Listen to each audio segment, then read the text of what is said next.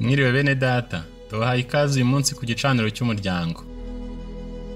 Imirongo y'ibyanditswe yakuwe muri Bibiliya yera ndetse n'imirongo migufi yakuwe mu bibwiriza byabwirijwe na mwene data William Mario Branham hagati y'umwaka w'igihumbi 947 n'igihumbi 965. Mu gihe muri kumvira ijambo ry'Imana, turizera ko muri buhabwe umugisha.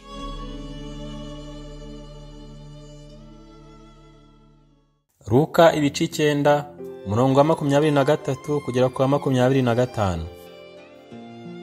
Abwira bose ati, umuntu nashaka kunkurikirana yiyange, yikorera umusaraba we iminsi yose ankurikire, kuko ushaka kurengera ubugingo bwe azabubura, ariko utita ku bugingo bwe ku bwanjye ntuzabukiza. Umuntu byamumarira iki gutunga ibintu byose byo mu isi narimbuza ubugingo bwe, cyangwa nabwakwaho indishyi?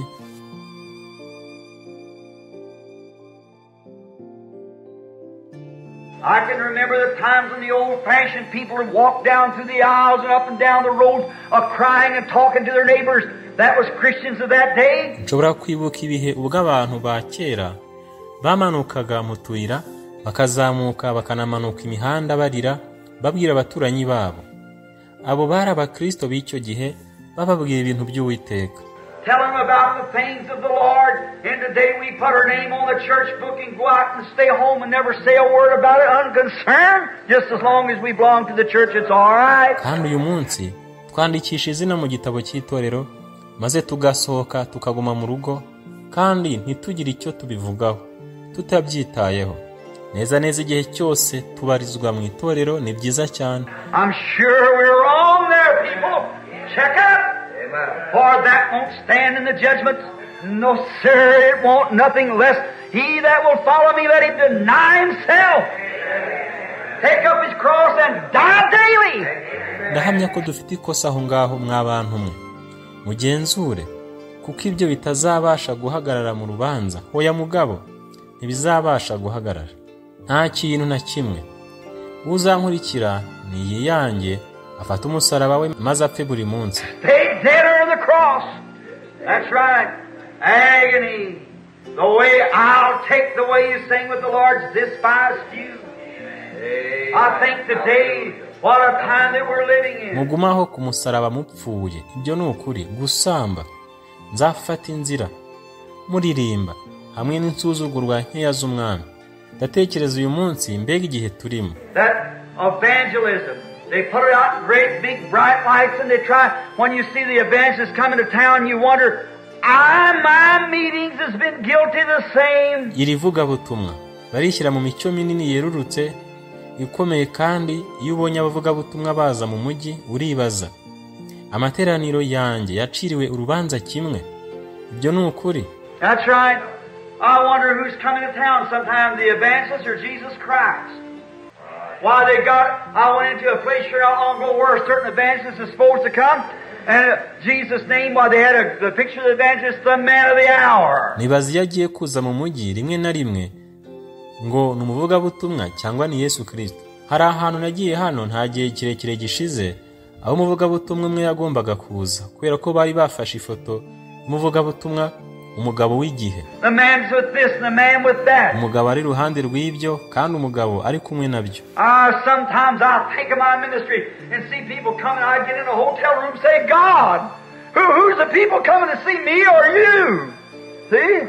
Rimwe na rimwe ntekereza ku murimo wanjye, nuko nkabona abantu baza, kandi nakabaye njya mu cyumba cya hoteli bavuga bati, Imana, ninde abantu baza kureba, njyewe cyangwa wowe? If they're coming to see me, they're lost yet. But oh God, tear me down, take me away. I want to represent you. One who will stand before someday with trembling hands and trembling feeble body looking at you, knowing my soul hangs by your decision. Let us exalt Christ.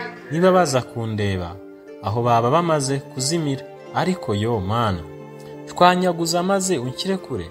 Ndashaka kukugaragaza, wo tuzahagarara imbere umunsi umwe duhinda umushyitsi, ibiganza dususumira, umubiri utentebutse.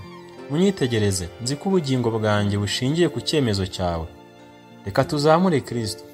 I wonder sometime, here not long ago, I seen an advertisement up where a certain campaign was coming to the city, and the word of the man's name run great big letters all the way around like that, and on the bottom in a little corner said Jesus Christ the same yesterday, today, and forever. Hano nta gihe kirekire gishize nabonye igipapuro cyamamaza cyari kimanitse aho igiterane cyari kigiye kubera mu mujyi, kandi ijambo ry'umugabo, izina ry'umugabo ryari riri ku nyuguti nini impande zose nka gutyo, kandi ku gipapuro hasi mu mfuruka nto aravuga ati Yesu Kristo uko yari ari ejo n'uyu munsi niko ari kandi niko azahora iteka ryose. Way down in the corner, see, they took all the sacredness from Christ and put it on to some man or some church or some organization. Aho mu mfuruka bakuye uko kwera kose kuri Kristo maze babishyira ku muntu cyangwa itorero runaka cyangwa idini runaka. Brother, I'm telling you, you can get by with glamour and Hollywood clowning like that by the church, but in the presence of Jesus Christ, He's the one to be glorified. That's right. Mwene data, ndababwiye, ushobora kugira gukurura, Hollywood ikurura gutyo, kandi binyuze mu itorero. Ariko mu kugaragara kwa Yesu Kristo, ni ukwiye guhabwa icyubahiro. Ibyo ni uko. Now that's the truth, my dear brother and sister. Don't feel angry at me. You just remember that I'm preaching you. I want to preach as this is the last sermon I'd ever preach in my life. Noneho, ibyo ni ukuri mwene data mukundwa na mushiki wanjye. Ntimundahakarire. Muribuka byonyine yuko ndimo kubabwiriza, ndashaka kubwiriza nkaho iki ari ikibwiriza cyanjye mu buzima bwanjye. I want to preach every sermon I preach as if I was a dying man preaching to dying men. And I am. My light's burning down every day. Yours is too. And we're dying mortals, and we got to face the living God some of these days. And we better be in deep sincerity about this.